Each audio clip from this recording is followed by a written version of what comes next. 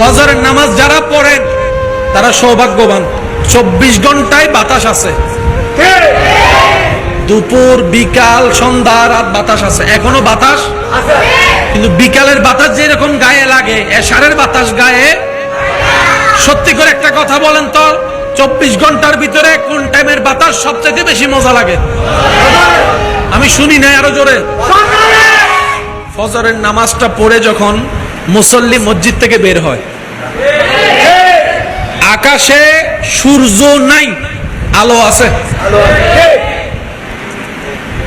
হালকা হালকা আলো আছে।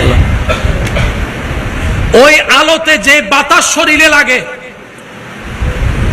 নিজের মনকে প্রশ্ন করেন, আপনার মন উত্তর দিবে 24 ঘন্টার যদি তুফানের বাতাসও থাকে, ফজরের বাতাসের মতো স্মুথ, মিষ্টি, মধুর, আদরের, মায়ার বাতাস 24 ঘন্টায় আর কখনো দেখা যায়